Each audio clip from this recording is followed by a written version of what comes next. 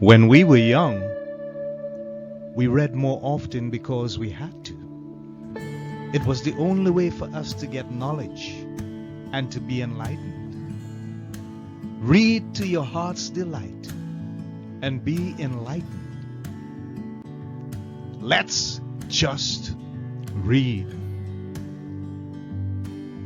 It's a podcast by Andy's Personal Development. Stay tuned for more reading and enlightenment.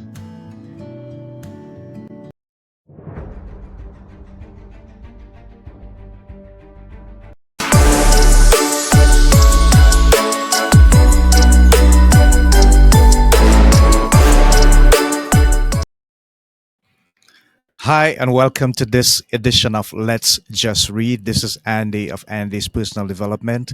I am your host, and this episode is entitled Pizza Italian History with Erica Di Arcangelo. And she's live with us. But before we introduce our guest for this episode, let me just say thank you to many of our supporters, our colleagues, our loved ones, and friends who continue to make this very possible and also who support us on the social media platforms. We appreciate you and we thank you for continuing to support the efforts and the work that we do right here at Let's Just Read. This is not just for those who may be live shortly, but for those who would be seeing this at some point in the future. So, without further ado, let me introduce our guest. I told you her name, and she's the author of A Story About Pizza. This historical fiction book is an adaptation of the story of a grandfather who immigrated from Italy to America working as a coal miner. It follows his lifetime journey of family, food, of course, amazing pizza. And today we're going to discuss growing up Italian culture and food. And most of all, we're going to talk about how pizza became the American dream for so many Italian families that run family owned and operated pizzerias in America today. Yeah. So without further ado, let's welcome our guest, Erica Di Arcangelo. Welcome to Let's Just Read. Thanks for having me on today. Yes, and how are you doing? You okay? I'm doing great.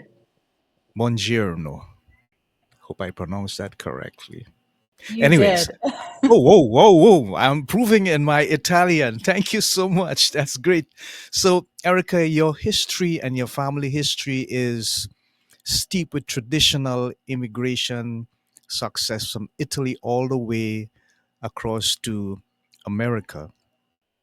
When you look back on the story, particularly the one that you used to write this book, and we'll get to that in a moment, what are some of the things that fascinates you about this so much that you actually had to write it? What led you to believe that you needed to put that into publication and share it with the rest of the world? It was so funny because I think, like many people, I attended college and I moved away. And then many years later, my dad had heart surgery, and my family and I Mm, decided to go home for the year. And I hadn't lived in Western PA for 15 years.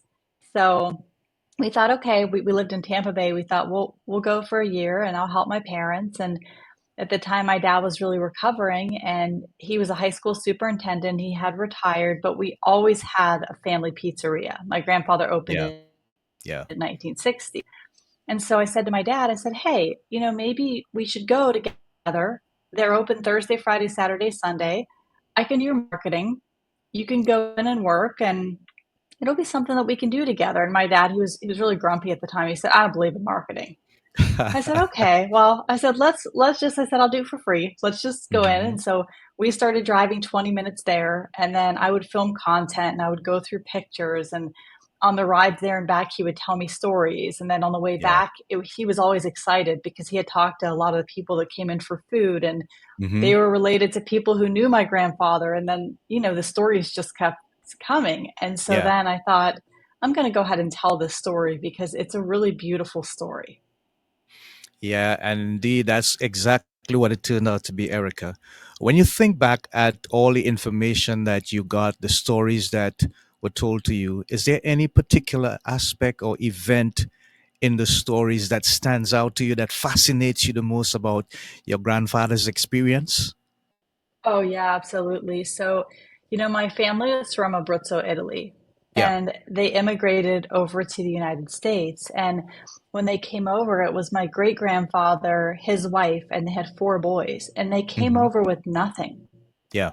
And so many people have that experience where they leave their home, they have nothing, they come to another country, they're looking for a new way of life and new opportunities. And to me, that's fascinating because just for them to start over like that and to create, to not know the language, to just Yeah. be so unsure and to make that brand new start. Wow. Yeah. I hear you. I appreciate you for that as well, Erica.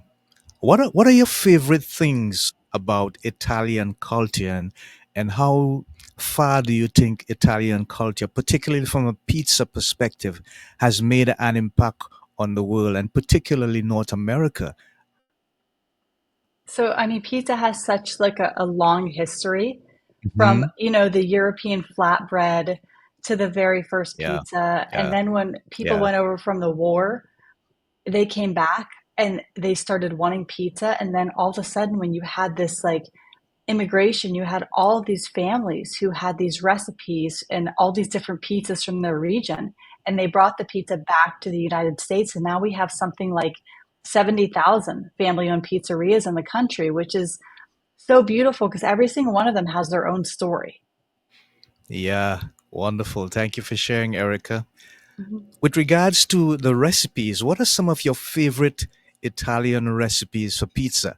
I'll tell you mine's after. Okay. So, I mean, I love just a traditional cheese pizza. Like my Okay. family makes a rectangular, like a 15 slice pizza. I Uh like a huh. spicy hot peppers and pepperoni pizza.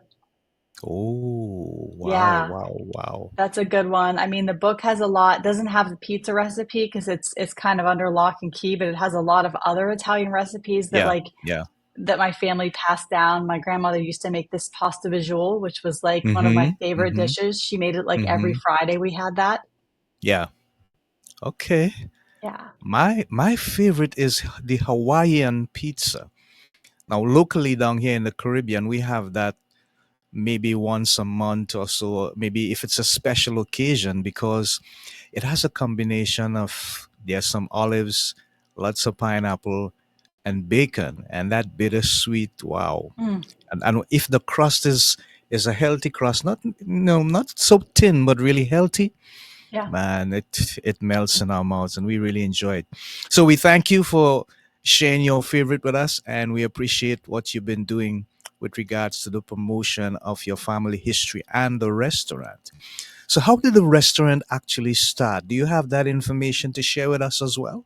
Yeah, absolutely. So, my grandfather, as I said, he came over to this country. He was pulled out of school early. He worked in the Yeah, coal mines. yeah. It was a tough time for him. The coal mines closed because a lot of the miners were getting black lung. Mm, So when that happened, my grandfather was like, "How do I support my family?" So he had saved up money. He bought one of the Berwyn White original buildings, and he and my grandmother opened a little market. yeah. And then suddenly one day, my grandmother, my grandfather, and one of their friends, Pearlie, an artist who rented one of the apartments upstairs from the restaurant, they decided to start making pizza. And this was back, 1959, 1960, and that's when the place opened. That's a very colorful history, and thank you for sharing, Erica. And from since then to now, have you branched off in any other areas, or is it just that one restaurant that is still standing today? So we still have the original restaurant. Uh Now I will huh. tell you when it first started it was a plain pizza and a pepperoni pizza. Now we have Okay. 16 different types of pizza. We Wow. have a round thin pizza called a Mike's pie because when we were growing up my youngest brother Mike wouldn't eat a square pizza. So we started making a different type of pizza for him. We Right. have meatball sandwich, hot sausage sandwiches, paninis, meatball appetizers, salads. So I think we've just grown the restaurant to just like almost everything that my family made as we were growing up. even chicken cutlets. We do a chicken parm sandwich with Okay. my grandma's homemade chicken cutlets.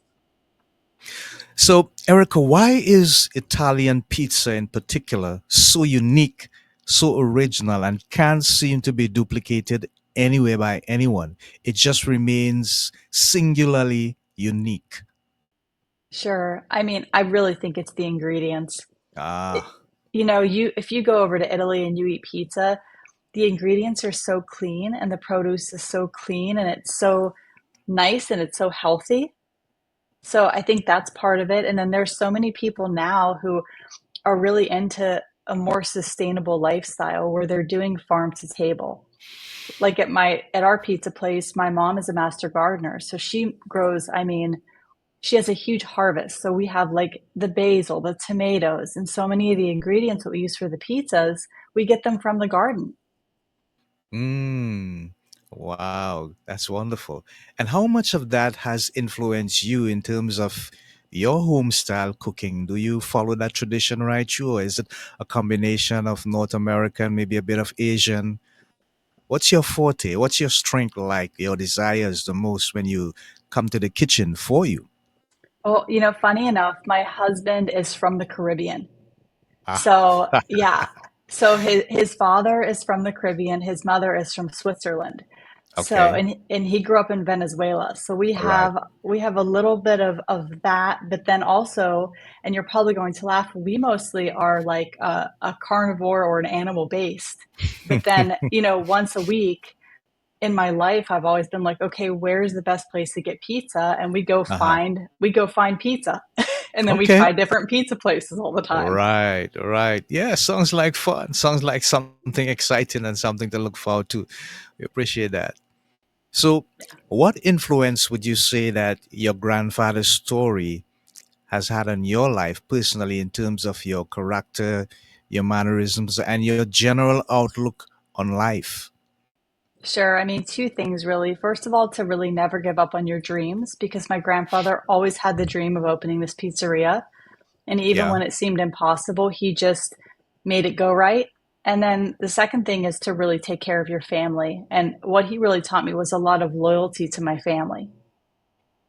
Wow. And those are very, very important things and virtuous things to have. Has the succession of the pizzeria business through the generations of the company met with any challenges that maybe you had to move, maybe you were hit by the economy, maybe it was COVID 19, or maybe it was some part of the generation that decided, nah, we don't want to do this pizza thing, we're going to do something else? Yeah, absolutely. I mean, during COVID, the pizza place closed, Ah, and that was very scary. And there were many years where the place really didn't make much, if any, wow. of a profit. And then Yeah. when we started marketing was really when we started seeing a lot of people because we TikTok started and we had a viral TikTok. And so all of a sudden there was a line out the door and the tables were full. And so many people would travel there because they saw it on TikTok. Mm-hmm. Yeah. Yeah, thank God in many ways for some of the social media platforms. They help us a lot to get our stuff out there. What's the competition like for your family business in terms of the area that you are in mostly and the product that you produce? Sure. I mean, Wimber is a very interesting community because Hmm. the east end of Wimber is called Little Italy. And Okay. so you have several pizza places in a small town, but the funny thing is that they're very nostalgic, authentic places that have been there forever. So like right down the street from us is Mimo's. We love Mimo's pizza. They Yeah. make the best Italian subs. So Yeah. we may go and we may have Mimo's, or we have Rizzo's restaurant, which is my grandfather was friends with the person that started Rizzo's. So then we may go to Hmm. Rizzo's and have Italian food. So the nice thing is that we're a close Italian community, so it's not even a competition. We just really support each other's businesses. Mm. Okay, great. Thank you for sharing, Erica. And when you look at the future in terms of the family business, where do you see yourselves going? Is there a plan for expansion or to bring something new on the market with regards to a new flavor of pizza? Anything in that area?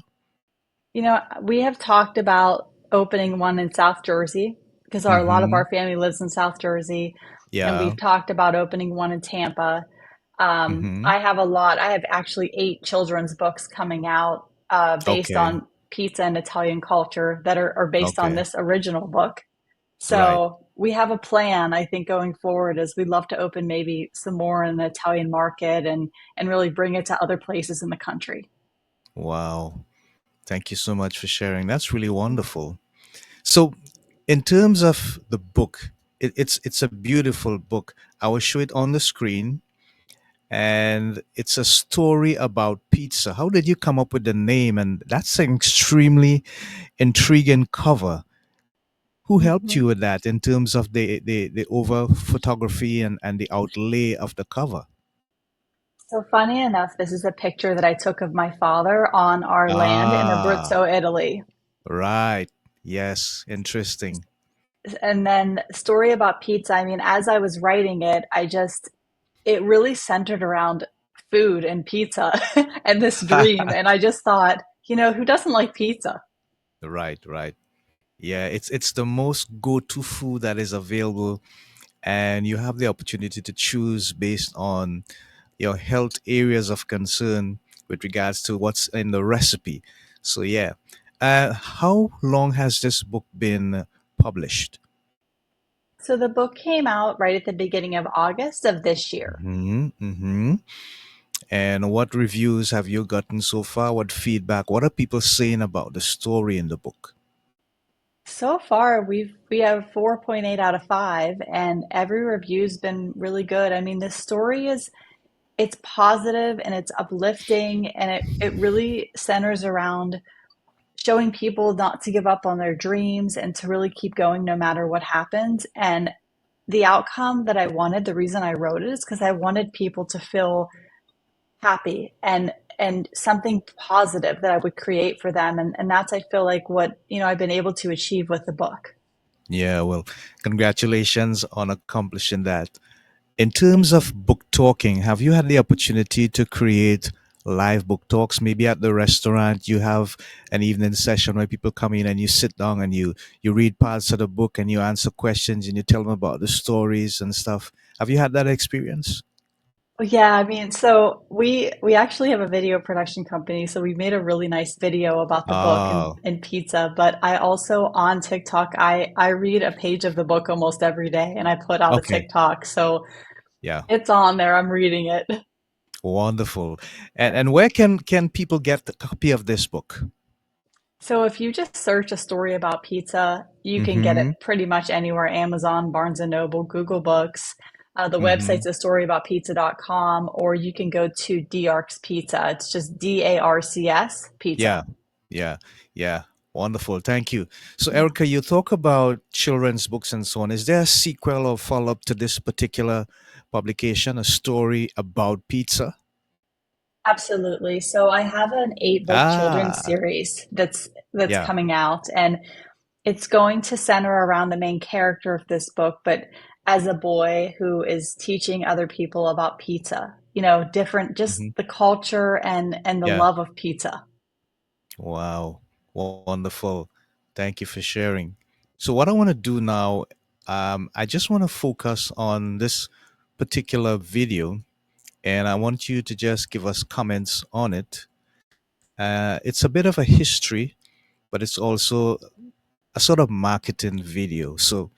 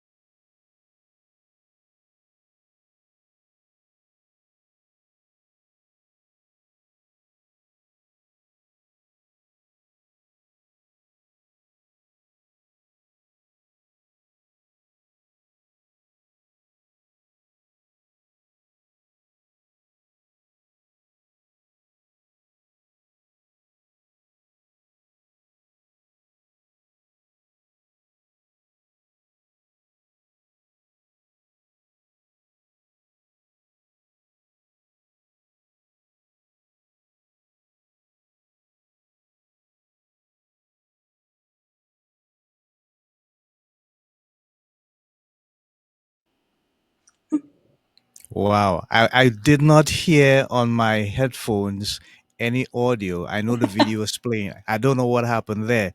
Did you hear the audio? I did not hear the audio, but Ah, I know the video. I remember the video. wow. I don't know what happened there. Wow. That Yeah. brought memories for you, right? Well, yeah, because this is when TikTok Live first started, and I handed my dad the phone, and I said, "I need you to do a TikTok Live," and he said, "What's that?" I said, "Just talk in the camera, just talk in the phone." And he that day, my mom has a Yeah. jam company, and they were selling jam, and they just made homemade bread, and it was like a typical Yeah. Friday in the shop. Yeah. Wonderful. Thank you. That was Yeah. sweet. Yeah. So you spoke about the main takeaways from the book that you want people to believe in their stories, believe in their self, and to just enjoy life and have, a good time, joy. What are some other things that you would like them to get from the book as a takeaway as well, in addition to what you told us before? I mean, really, it's a very good take on Italian history during that time and Mm-hmm. immigration, what immigrants really went through, how, the Italians were separated on one side of town, Yeah. whereas the Irish and the Polish and the Slovakians were on the other side of the town, and people didn't want the two groups to talk because there were Yeah. injustices in the mines. Okay. Um, Also about family, it really goes through a man's life as he grows up and he creates his own family. Wonderful. Wonderful. Thank you, Erica. We appreciate that and we appreciate you. Now, in terms of the history with regards to people migrating and coming over to the States, what do you think is the difference between that time when your grandfather first came and now, if you can make a contrast between the two? There's definitely a difference now. You had a lot of people from Europe at that time coming over, and you had a lot of different cultures blending together. And I think like, Hmm. America is really a blending of all cultures. Yeah, yeah, It's a place for all people to live. yes. So that time was definitely different. I think too now it's like so many people they want to go to Italy. Like they want to Yeah, move to Europe. That yeah, is like a goal is like you work hard your whole life so you can live in Europe.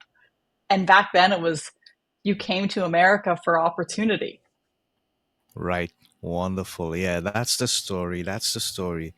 I was supposed to be in Milan in 2019, but COVID-19 put a damper on things, and I just couldn't get that done. But it's on my list of one of the places in the world that I would definitely love to visit at some point in time. Italy. So much about the romance, and I remember I was reading a book about this place, and they spoke about a wine by the name of Castillo del Montalcino. I hope I Oh. pronounce it right. And they say it's among one of the best wines in the world. So, I mean, all of these things create some level of fascination for me. So, I'm sure at some point in time I'll be able to make that visit over there. Yeah. So, Erica, in terms of the culture, with regards to sport, I know that Italy, there's a Senna now. He's on top of the tennis world, I think. And you all have been very instrumental in terms of soccer. I remember some of the great players, Roberto Baggio, for example. You have any favorite in among the soccer players of Italy? I really don't have any favorites, but I will tell you that one of the times we were in Italy, there was like a huge soccer game, and Uh huh. the entire town was closed down and every single person Wow. was inside and all you heard was cheers from the game. Wow. Yeah. So it is like a religion in Italy. Growing up in Western PA, we were sort of born to follow the Pittsburgh Steelers, the Penguins, the Mm, Pirates. So that's yeah. been Yeah. really what we've watched our whole lives. Wow. Yeah. It's so fascinating. All right. So I'm gonna put up some stuff here, and I want you to tell the audience where is the most effective place for them to make contact with you. They need to know so much more about your history and pizza and maybe get some crazy recipes. Yeah, oh, absolutely. So, storyaboutpizza.com is going to be the best way to get in contact with me because there's an email on there and they can contact me directly there. But really, Facebook, I mean, Instagram, I manage all those accounts. So, I see those accounts every day. Wow. Yeah. Wonderful. Hmm. Wonderful. Great.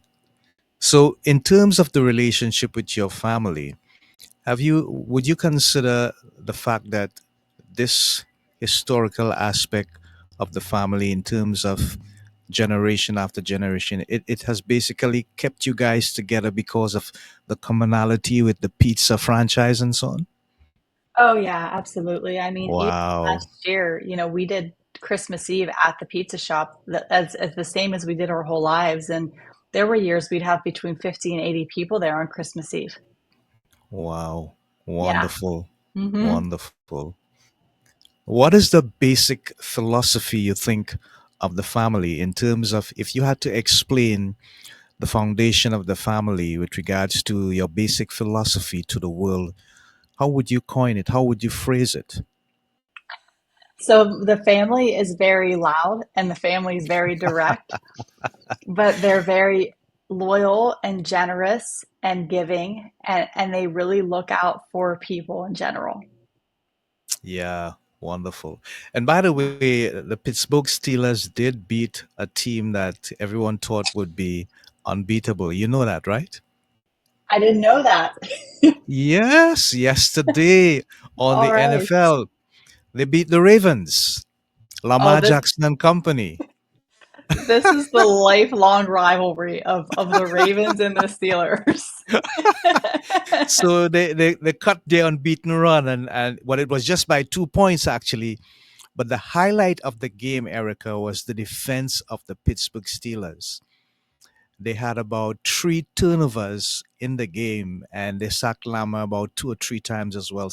It was really fascinating. You missed out. I missed out. My dad still tells me all the stories about Franco Harris. Oh, okay. Yeah. History, He history. Yeah. history and how they had the Italian army there Mm-hmm. and they would bring in wine and salami and homemade bread and he had like Yeah. a big following back, I think it was in the 70s. Yeah. Somewhere around that time. It was like a Hmm. big party at these sporting events. Wow. Yeah. Wonderful. Wonderful. How helpful has the influence of AI been in helping you guys maintain uh, control over your business with regards to the bookings, the online presence, your accounting, advertising, whatever it is you do? I know artificial intelligence is something that a lot of people kind of try to govern a lot or steer away from, but how have you Mhm. been able to use it with regards to promotion, marketing, bookkeeping, etc., with regards to your business? I mean, I will tell you we don't use it too much, but it Yeah, is an yeah. amazing tool for research, Mm-hmm. Yeah, especially if you're writing a book or like I write articles on the website and on Medium, and a lot of the times I need a lot of research and I need it quickly, and it's really nice to have that tool to just look and research things. yeah, yeah. Wonderful, Yeah. wonderful, wonderful. So, in terms of the area where you are you involved in any community work with regards to maybe non-governmental organizations or in the schools? Teaching people about the history, the family business, the pizza business in particular, the different recipes, where it came from, and how you blend the flavors and the herbs and everything together. We do some of that. Now, one thing we do is in Mm-hmm. the drug prevention area. So, Red Yeah. Ribbon Week is in October every year, and we do a Right. free slice of pizza for every kid that comes in with a red ribbon. Okay. Yeah, we really like to promote that message. I mean, in December, we have Santa once a week. That's one of the big things that we do. Right. Right. So, that's been like a really cute thing. What my dad and I try to do is a couple times a year, we try to host a group of people. We did Mm-hmm. the EMTs and the paramedics, the police officers. We did the school administrators one year, and we just try to bring a group of people there and host them and tell them about the history. Or sometimes we'll do a drop at hospice, like we'll Okay. drop trays off at hospice. So Mm-hmm. I think my dad's always very mindful to help other people because my grandparents were. So we always think with like, who can we host? Who can we help? Who can we drop food off to? And really, really who needs it right now? Yeah, lovely. Thank you for sharing, Erica. Mhm. With regards to the people that the customers that come into your business, do you see more families? Is there an age bracket with regards to the people that come in? Yeah, are they more youthful? Are they in the middle age? Are they more elderly? Or is it family oriented? Oh, the customers are amazing. So Uh huh. you have people who are brand new that saw it Okay. on, the internet who come in, and then you have like the great grandchild of the person who was best friends with my grandfather. And you have Wow. locals who have been coming there their whole lives, the whole time it's been open, Hmm. which is so awesome to see. So that's really why like I love going in there is just you never know who's going to be in there. Or every so often you might have one of the newscasters or a local celebrity come in. So it's really cool to like go there and see who's there that night. Yeah, that's fascinating. What about Mhm. game night, big game nights, when everybody is looking to be at some place special, and you could see the game together, order some pizza and whatever you have to go with that, and have a good time. Yeah, I mean we have an area called the Coach's Corner. And Mm-hmm. we have a bunch of TVs up within there. So if the Steelers are playing, if the Pirates are playing, if the Penguins are playing, you better believe the game's on. And we want people to come in and eat and watch the game. Wonderful, wonderful. All right. Sounds like fun. Sounds like something to look forward to. Yeah, So, unless you're a Ravens fan. and then there's that, right? There's also Yeah. that. Oh, yeah. Yeah, the game was really fascinating. I really enjoyed the fact that the defense was able to put that together because the quarterback, he's really one of my favorite persons in the NFL.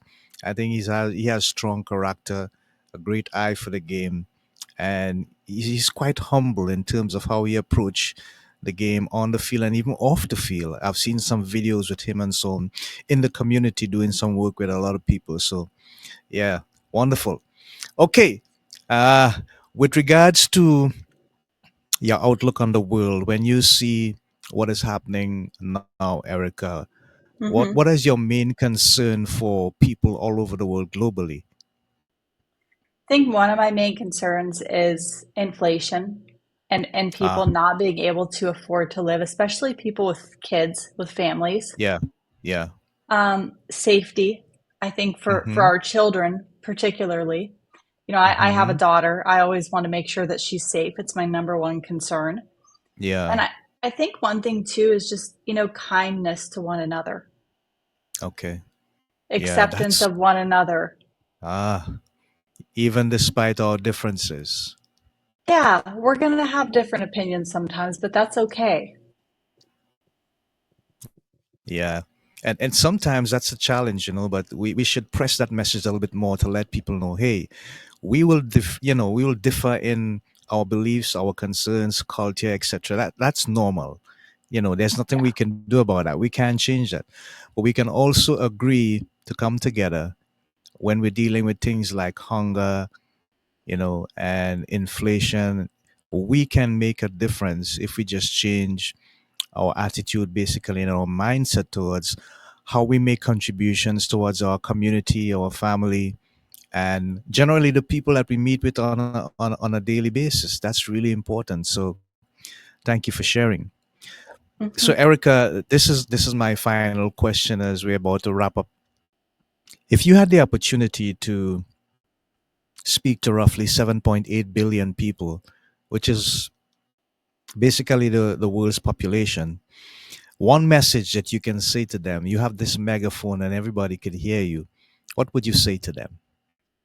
I think the main thing I would say is it's really important to look at the decisions that we make, the consequences of those decisions, and work Mm. towards something where you're trying to make a better planet for everyone else. What are the Yeah, I things that love you that. do to contribute to that? Yeah. And everybody can make some sort of contribution at one point in time or the next. Every contribution matters. Yeah. Thank you, Erica. You have been a wonderful and engaging guest. I love your story.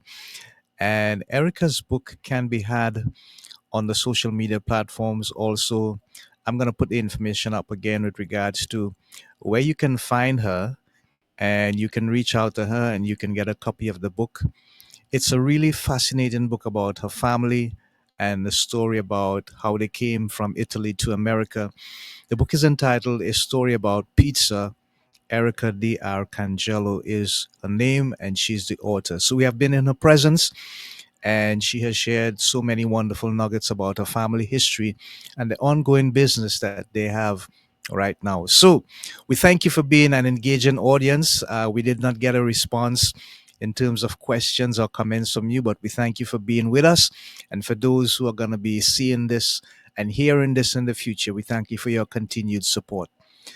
For now, I'm Andy of Andy's Personal Development live on Let's Just Read, saying thank you together with my guest, Erica. And remember, in all that you do, continue to read. Read so that you can be enlightened, read that you can get information, read that you can get history, read that you can get empowerment. Let's just read. Bye for now.